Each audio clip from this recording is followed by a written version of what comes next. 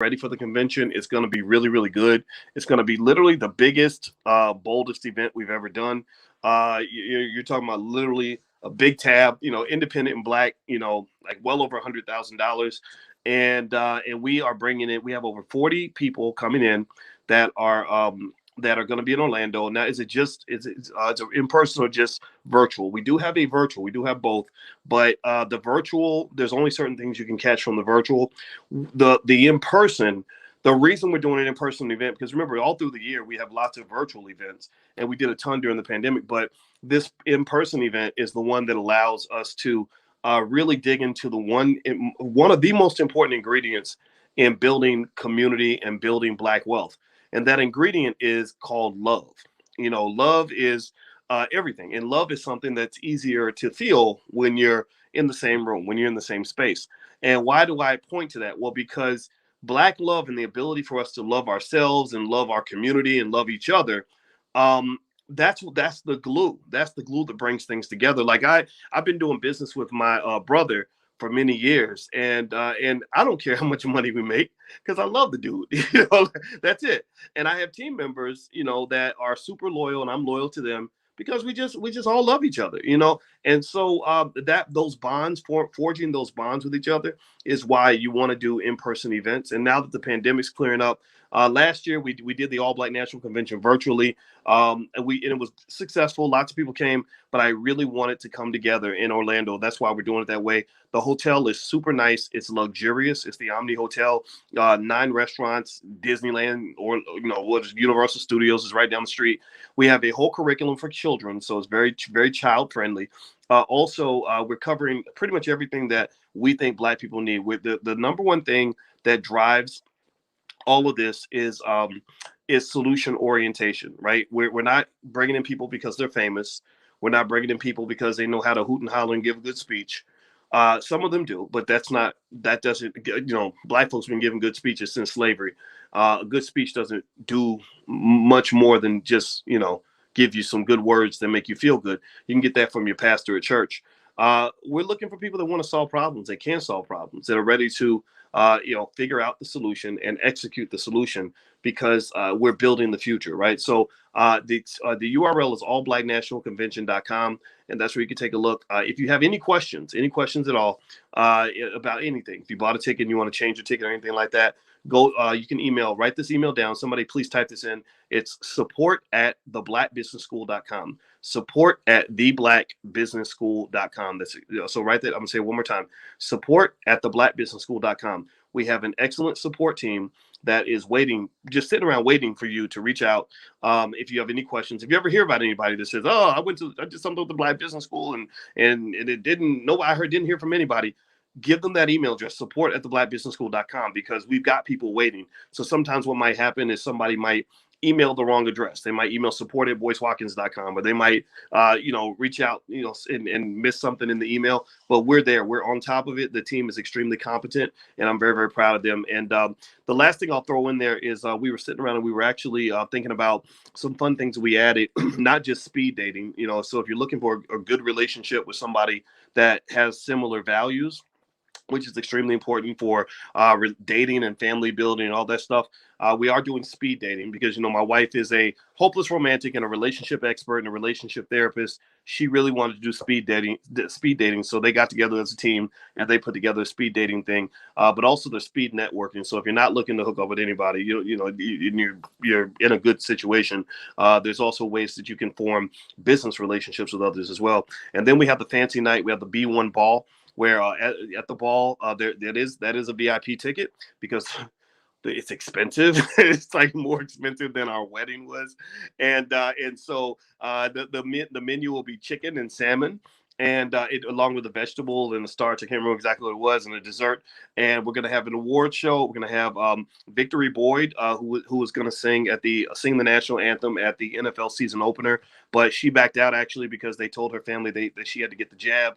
And her family said, no, thank you. So they walked away from tens of thousands of dollars. for what they believe in. You don't have to agree with what they're doing to admire their courage. And so she's going to perform. She's such a, I mentioned her before. She's such a great singer that Jay-Z heard her sing and he signed her to Rock Nation right then. He signed the whole family to Rock Nation. They're all Rock Nation artists. So they're going to perform. We got a jazz band performing. We got some great rappers like Jay Ortiz and D1 coming by, Akila Nihonda, etc. And we're also going to give out awards. So we're giving out like the Black Excellence Award, the Man of the Year Award, the Woman of the Year Award, the Black Business of the Year Award. We're giving out a Youth Leadership Award to our young people who are doing it great. Last piece I want to throw in there, and then I'm going to be done talking about it for now. allblacknationalconvention.com. That's the URL. allblacknationalconvention.com is one little point is if you are a college student or you know college students that want to come, college students, if they bring a valid student ID, they can get in for free.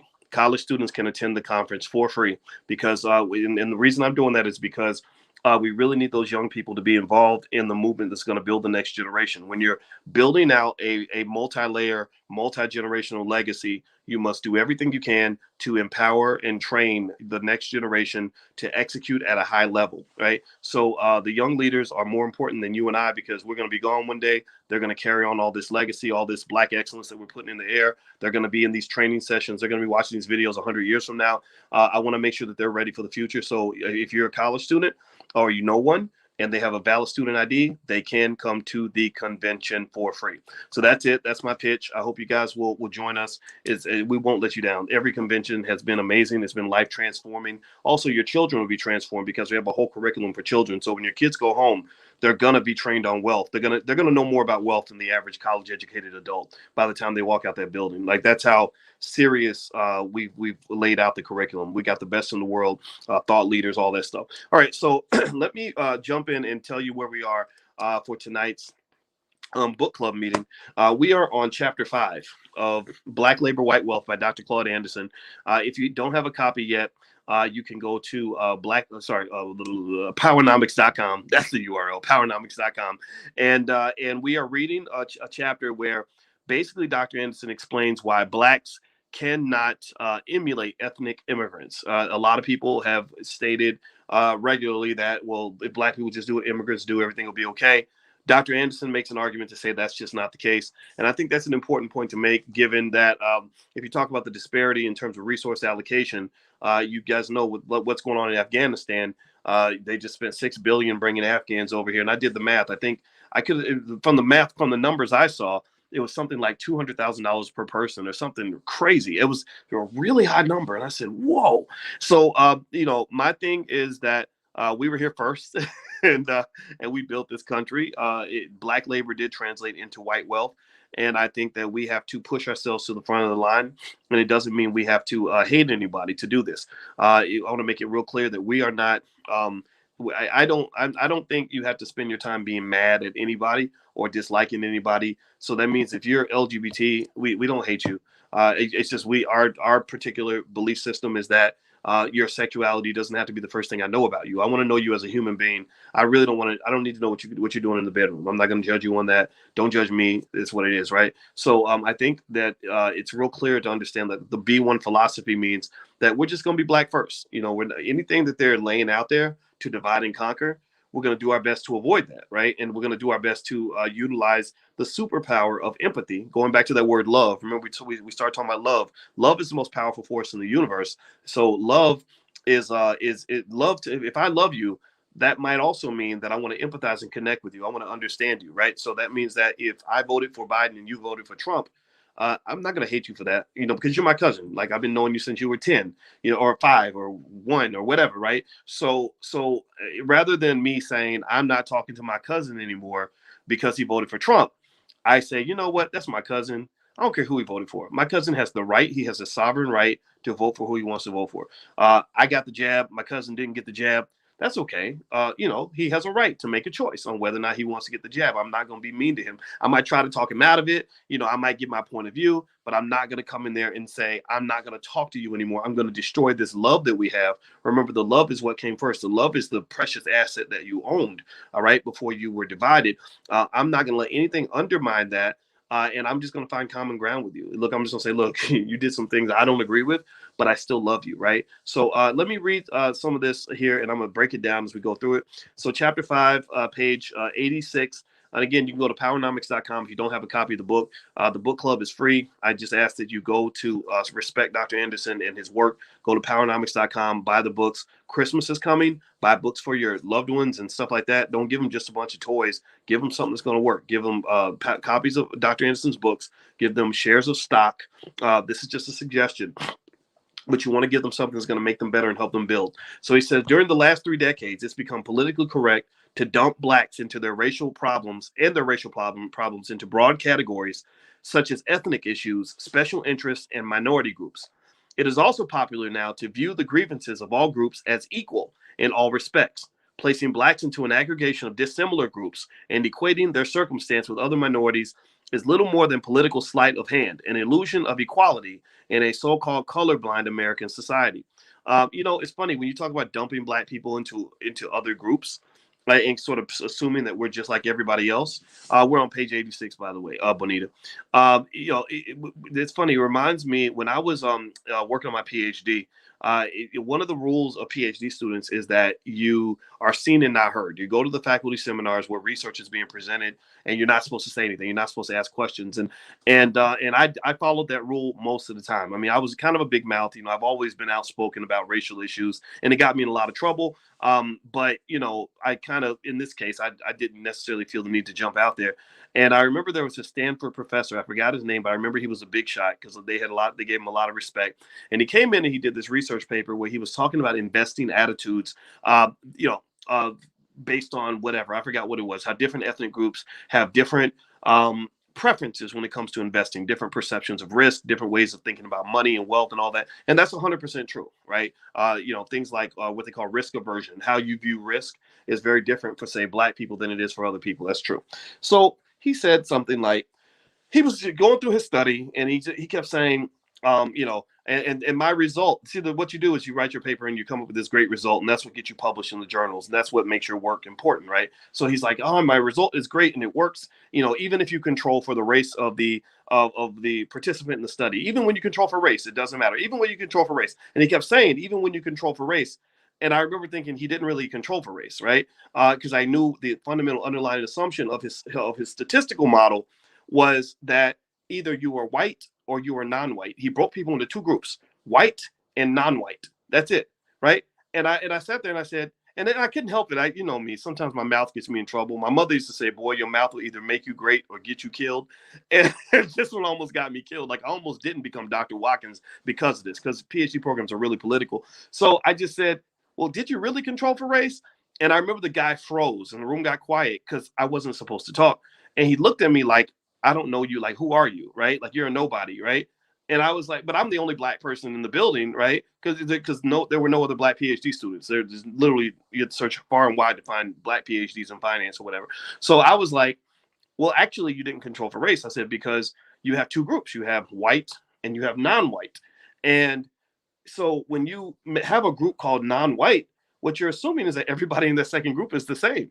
I said, isn't that like saying that in the animal kingdom, you're either a giraffe or a non-giraffe, right? Like you're saying the bumblebees are the same as the elephants. Like the bumblebee is not an elephant. Like, stop it. So I didn't say it in the mean way. I was very polite. And when I gave my analogy, I love to give analogies. Y'all know that, right? The way I talk and teach online, right? I love analogies. Analogies are fun. And it was funny because everybody in the room started laughing when I said, like you're saying the bumblebees are the same as the elephants, or you're saying everyone's either a giraffe or a non-giraffe, and everybody they thought that was hilarious.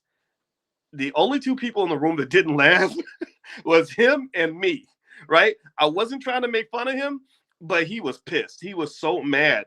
And afterward, all he did was he talked to like my bosses and like, was like, who is this guy? And he, like I had embarrassed him. But I'm sorry, I can't apologize because I'm smarter than you. I know you're a Stanford professor and I know that you're a big shot, but you messed up. Like, this was wrong. So long story short, it was like a big mess. And it really got to the point where I really got a lot of nasty pushback. And I just told my chairman, I said, you know what? I'm not coming to any more of these seminars because you don't want to hear my voice as a black man. You can't respect me. Then I'm not going to show up at all, which that was in my crazy young protest phase. But long story short, That's kind of what they do to us in politics. They do exactly what that stupid Stanford professor did. Now, 20 years later, I know that I was right. He was just mad that I was right. But they do what that stupid professor did, where he was a smart guy, but in this particular case, he was stupid. He was racially insensitive because he was basically saying black people are the same, as every other group.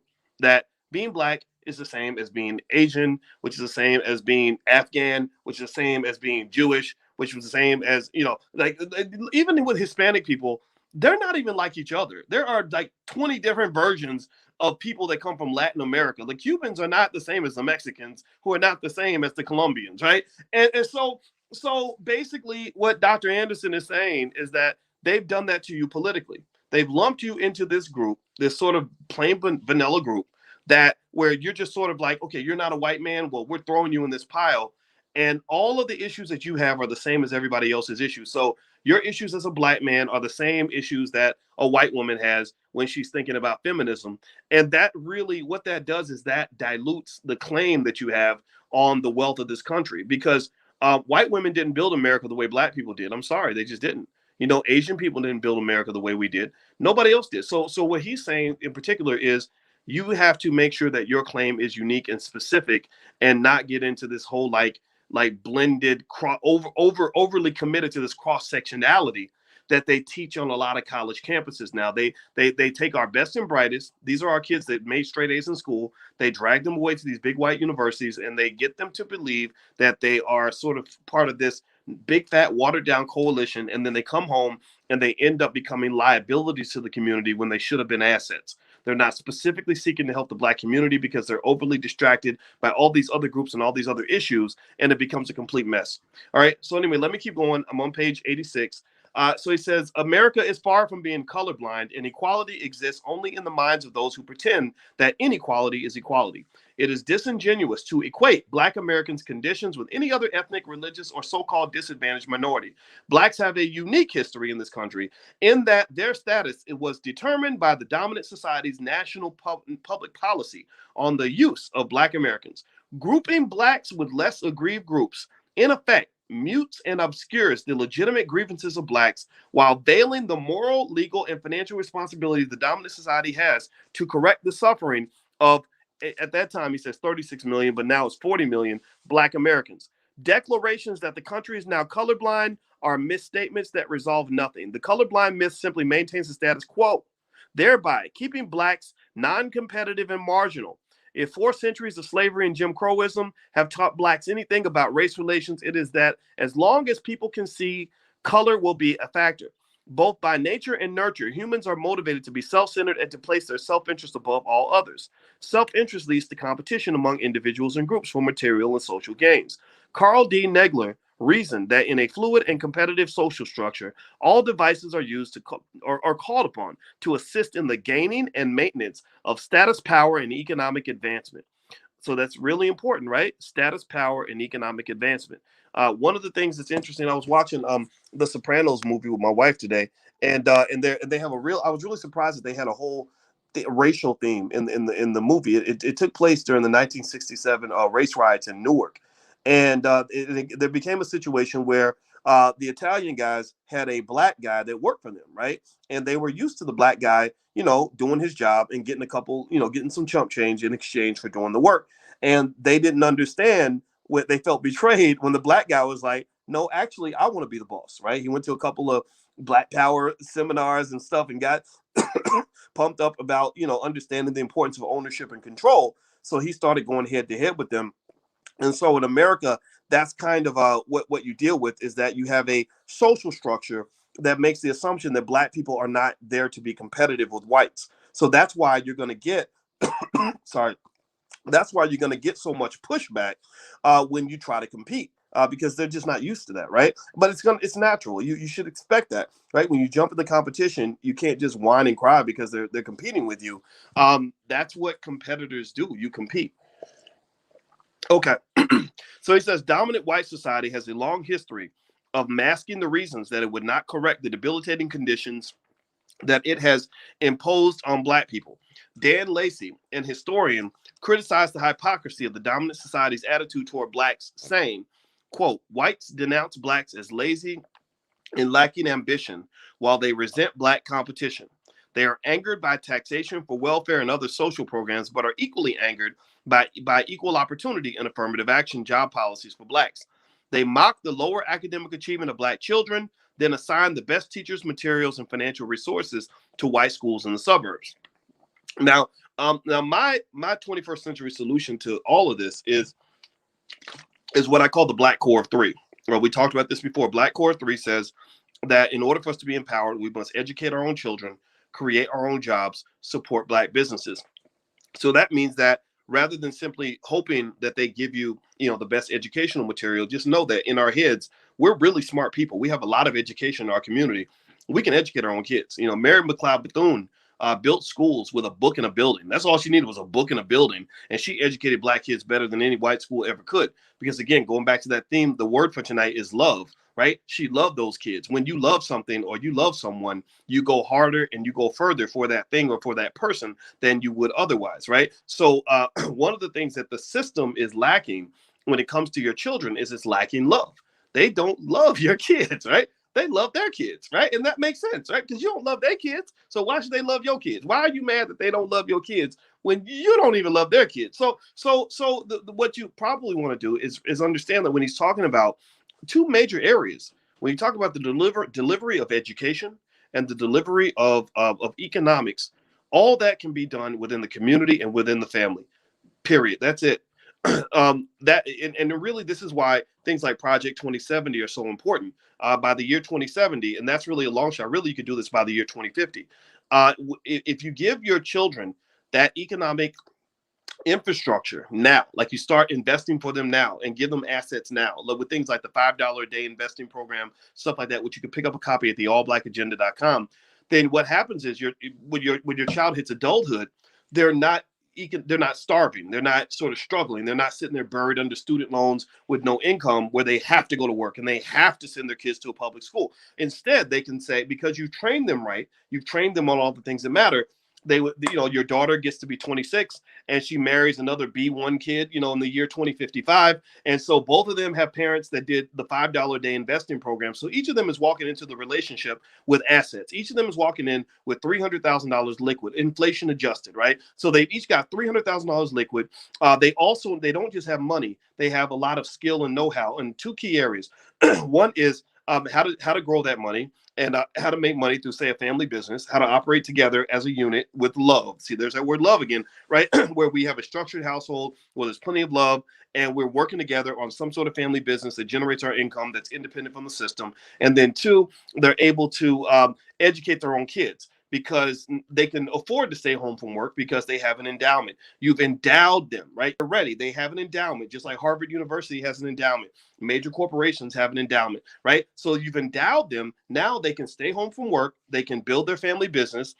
They can educate their own kids. They get together with some other B1, type people, right? Who also have their endowments and also have their own family structure. And you say, okay, let's all educate our kids together.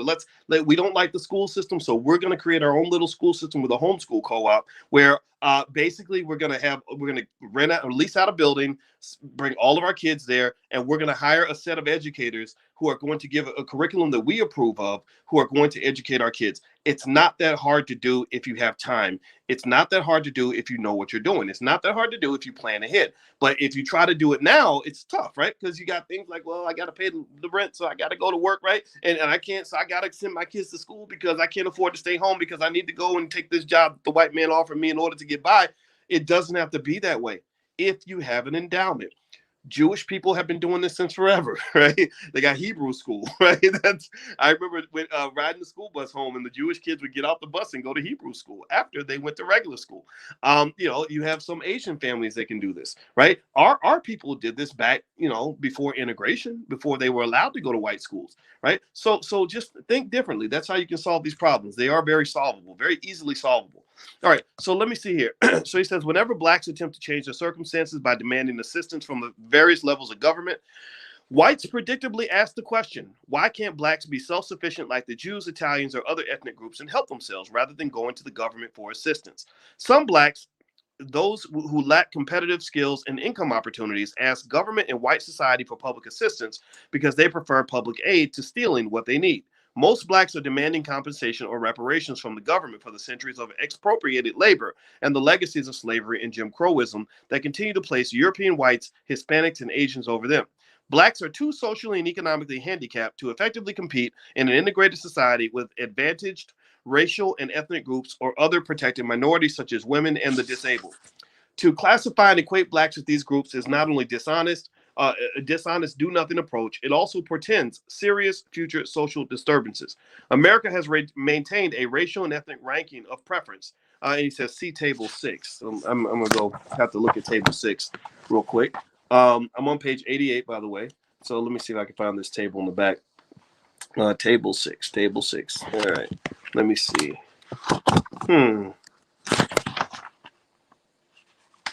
You know what? I don't know. I gotta, I'm not gonna spend all the time looking for table 6. I'm surprised it's not in the book. It's actually, it's in the back.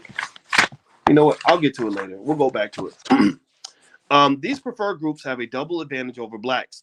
They have a higher social acceptability, and they were never mistreated by dominant white society or government in the way 16 generations of blacks have been treated. This double advantage makes it clear why it is inappropriate or misleading to lump blacks into a minority category along with preferred and protected groups. Okay, so somebody says it's on page 101. So let me see if I can find it on page 101. Okay, there we go. Thank you very much. I appreciate that. Thank you, Donnie. All right, so let's see here. On table 6, Dr. Anderson lists the U.S. government's preferential ordering of immigrants according to official quotas set in 1924. This is where they pulled a real rope-a-dope on black people. You actually had a far greater percentage of the population around the turn of the century than you do now. And that's because immigration policy has been specifically designed to water down the number of black people in America. Basically, it puts other groups ahead of you. And people have known this, and there are people who've been saying this. But unfortunately, you have a lot of black leadership who've been paid to promote things that unfortunately are harmful when it comes to diluting the black vote. So what he shows here on page 101 is that basically based on skin color, the darker your skin, the fewer immigrants they were allowing in. So if you were English, which has white skin, and Protestant, it was wide open. You know, any number was acceptable. As many of them, they wanted as many of them as they could get. If you were Irish or from Western or Eastern Europe and Protestant, they had quotas of 34,000, 28,000, 51,000. This was in 1924. Now, when you got down to Southern Europe, where you became Catholic, it dropped to 3845. If you were from the Middle East and you were white and Jewish and Muslim, they only let 124 people per year into the country. If you're from the Far East, like if you're yellow, it could drop to 100. If you were Hispanic and brown, they said it's restricted. And then if you were African or black, it was completely closed, 0. So you go from the very extreme top, where at the very top you have the British, where it was wide open. An infinite number of British people could come to the United States in 1924. But if you were black, the number was 0. They said, we do not want any black people in this country. We got enough Negroes here already. We don't need any more. So what's happened as a result of that is over the last 100 years, your vote has pretty much been diluted down to nothing. Every election, your percentage of the population drops lower and lower and lower. So, people can say what they want about voting and what it does and doesn't do. And I'm not going to argue with you about that all day. I'm just going to ask you, if you tell me, what I should do politically, I'm going to ask you to show me evidence that voting has really made a difference in terms of the areas I care about: black wealth, the education of black children, and the structure of black families, safety of black communities. I haven't seen the evidence. So maybe the evidence is out there. If you have it, show it to me. If not, then you might be just saying things because somebody else told you to say them. All right. So it says black Americans cannot emulate European, Asian, and Hispanic ethnics because social barriers have never permitted blacks to access the assimilation process, which is reserved for non-ethnic blacks. How can marginally existing blacks walk an ethnic path towards self-improvement when they are not treated like an ethnic group? And even if they were so treated, both the government and the majority society would continue to allow an unending flow of new ethnic immigrants to preempt blacks in the assimilation process, just like with Afghanistan, right? The 6 billion toward, to bring in the Afghans, and nothing like the reparations conversation is completely ignored. That's not even, I don't think that's a discussion. Like that's not even something that is even being, addressed on any level. I haven't heard anybody from the Biden administration even talk about it. So So let's see here. He says, yet these more recently arrived ethnic groups have been assimilated and blacks have not. It was white society's willingness to offer assimilation to everybody but blacks that has placed the greatest burden on blacks and forced them to now seek alternative routes outside of mainstream white society to gain economic and political power. And that is true. I'm talking to you right now from a platform in a space that is non-mainstream. I have no interest whatsoever in trying to be mainstream. I don't want to be on TV. I don't want to work at a big white university because I've done those things. I was on the faculty of Syracuse and blocked it at every step of the way when I tried to do things that I knew were really going to solve problems for black people. I wasn't working for black people when I was at Syracuse. I was working for white people. And so in order to really work for black people, it's a little bit tougher. You got to get off the grid a little bit. But what I'm hopeful for is that maybe within one generation, we can develop infrastructure where working on behalf of black people isn't such a horrible, I won't say horrible, but such a difficult sacrifice, right? And so that's my dream for the future, that being black ain't going to be as hard as it used to be. So it says, yet these more recently, wait, so let me see here. He says, how fair is it to ask blacks to emulate other groups when nearly 100% of blacks' ancestors were in America before nearly 100% of the ancestors of today's Jewish, Italian, German, French, Japanese, Chinese, Irish, and Hispanics? Yet these more recently arrived groups have been assimilated and blacks have not. It was white society's willingness to offer assimilation to everybody but blacks that has placed the greatest burden on blacks and forced them to now seek alternative routes outside mainstream white society. Okay, I already said that. In addition, it is not possible for blacks to emulate immigrant groups because those groups have always had options to help them rise from one social class to another after they arrived to America. Immigrants were never burdened with the experiences or the legacy of slavery and Jim Crowism. They came to America with hope and a belief that the situation would be better than in their country of origin. Centuries of immigrants have entered this country believing that it was the land of unlimited opportunity where a person was free to achieve and go as high as his skill and God-given talents would take him. As Asians and Hispanics find places in the economy, they are allowed to move upward on social and occupational ladders, says historian Andrew Hacker in his book, Two Nations, Black and White, Separate, Hostile, and Unequal. Blacks had no such options. 16 generations of blacks have been denied such a reality. Blacks continue to dream of integration as they spend their time and resources fighting for basic civil rights and the first-class citizenship that every ethnic immigrant has when he enters this nation. On the other hand, ethnic immigrants and other minorities have directly profited from the marginal success of the Black civil rights movement that opened doors in the areas of employment, academics, and housing. The Black movement, in its various efforts to establish affirmative action, eliminate discrimination, and seek economic parity, has drawn most of the fire from a disapproving, reluctant white society. When forced to make a civil rights accommodation, whites have hired women, Asian, and Hispanic ethnics and the handicapped ahead of blacks. These other groups have achieved significant advances over the past 2 decades, piggybacking on the civil rights legislation blacks fought long and hard to win. Black socioeconomic push was effectively neutralized when they became minorities. Let's take a breath on that. Let's process that for a minute. So how many of you have noticed that the number one beneficiaries of affirmative action have typically been who? Who's benefited the most from affirmative action? Somebody answer that for me. There's a lot of woke people in the room, so I'll let y'all answer. There we go. White women. Thank you, Ryan and Kendall and Danny and Karen. Yeah, white women, right? White women have been the primary beneficiaries of affirmative action. And so what Dr. Anderson seems to be saying is that, when you're talking about calling yourselves minorities, or even when people use terms like people of color, I don't get offended when I hear the term people of color. It's not worth fighting over. But you got to be real careful about those coalitions because there's something about the coalition where blackness kind of always ends up sinking to the bottom. You kind of always end up getting put to the back of any bus that you're not driving, right? Any bus that you're not driving, they're going to put you in the back of it, right? So, when you partner with these other groups that claim to have the same grievances you have, there's something weird that just kind of occurs where, you just kind of get pushed back there. And, in order to not make that happen, you either have to own the bus or you have to push real hard to make sure you're at the front of it or that you're one of the drivers. The definition of minority continues to expand and to become more amorphous. Today, almost everyone is a minority in some way. Anything that applies to every group has no real meaning for any group. However, the term minority holds major political advantage for those who wish to maintain a status quo. Blacks are further undermined when included in a minority category because none of the other so called minorities were statutorily deprived by the government of their humanity or their right to enjoy the fruits of their own labor. So that leads to the next section. And by the way, anybody listening online, I'm gonna have to shut down the online part of the conversation. You can join us at blackkeystogreatness.com if you want to continue. It's totally free. You can join the book club meetings for nothing. So go to blackkeystogreatness.com and you can come into the book club. I'm gonna have to shut this down because my device is about to die. So here's the deal. So next, Dr. Anderson's asking, are Black people immigrants or not? So he says historians often refer to American Indians as the nation's only indigenous or non-immigrant population group.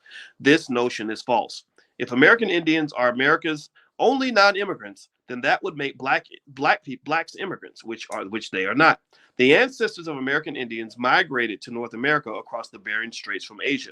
Black Americans did not immigrate to America. They were transported to America against their will. Inherent in the new term immigrant is the element of choice in the selection of a new home and a new nation. Many ethnic immigrants come to America fully equipped with the economic know-how and business acumen that they developed in their home countries. As required by U.S. immigration policies, many are well educated and have professional trades. They have business experience and access to products and industries in their mother country around which they can build businesses in this country. They have boundless hope and competitive motivation to succeed in this land of opportunity. Their business contacts and products may be related to importing ethnic foods, arts, and craft products or exporting American products to their home countries. Most Black businessmen have limited business experience and few cultural products to market. For the most part, they do not have family, friends, or natural business contacts in Africa. European, Asian, and Hispanic immigrants come here with contacts in their countries of origin, which they often use for commercializing their culture into business opportunities in America. Few legal immigrants in modern times have come to America impoverished. Many are people of material and social substance at home, particularly those that came as political refugees, forced to leave behind businesses and careers when crisis suddenly hit. Even if they are forced to start over, they are equipped to do so. Many enjoyed assistance from the U.S. government through legislated refugee programs for groups such as the Cubans, Vietnamese, Cambodians, Hungarians, Koreans, Afghans. He didn't write Afghans, but I'm going to add that in there. That's going to have to be in the next edition. Others received assistance and aid from the CIA and the U.S. State Department when they arrived. The immigration process encourages ethnics to develop and control their communities. While Blacks are seeking to build their businesses around the integration process, ethnic immigrants are more nationalistic in their practices. That means that they put themselves first. They get to sort of separate. They're not trying to sort of blend in with anybody and everybody. Okay. So let's see here. They do not buy into the melting pot myth. Understanding the principles of the way this country's economy works, they seek to create specialized niche economies around their culture within the larger framework of the national economy. Immigrants are not opposed to venturing into other racial or ethnic communities to take advantage of wealth building opportunities, but they keep their own community relatively closed to outsiders. This is true in the Little Italies, Chinatowns, and Little Havanas in this country. In Miami, Florida, for example, Cubans control the number of non-Cuban businesses going into their communities of Little Havana and Hialeah. Unlike Blacks, ethnic immigrants practice a business home rule that says, I got my neighborhood, now I'm going to get yours. They demonstrated their home rule philosophy and influence in 1992 when Cuban residents boldly blocked Iranian businessmen from opening stores in their communities solely because the entering business owners were not Cuban. Are you hearing me, Black people? Do you hear what I'm saying right now? Like, do you understand how other people are playing the game very differently from you? All that kumbaya, we'll let anybody in and come take our money stuff. That's just not how the world works. Like people don't do that if they want to protect their families. That's just, just not fun. It doesn't seem very nice, right? We like to be nice to everybody. We like loving everybody. We like saving everybody. And it's okay to love, but I got to love my own people first. So your love is okay. You've just been taught to love in a self-sacrificing sort of way. So let me keep going. As the major business owners in Black neighborhoods in the Miami area Cubans own most of the bars, liquor stores, grocery stores, automobile parts stores, banks, and gas stations in Black neighborhoods. Cuban business owners take capital out of Black neighborhoods, but will not allow non-Cuban businesses to set up and take capital out of their communities. Clearly, they understand the power dynamics of group economics. Blacks do not. There we go. I'm dropping my pin on that, and I'm gonna because I gotta actually use the bathroom. And so everybody who's actually listening online, I'm gonna have to shut this part off. Hit the thumbs up button, please, if you haven't done it yet. Also, you can go to blackkeystogreatness.com because we're gonna do the second half of the book club meeting. So feel free to go to blackkeystogreatness.com. You can get access to the book club for free. So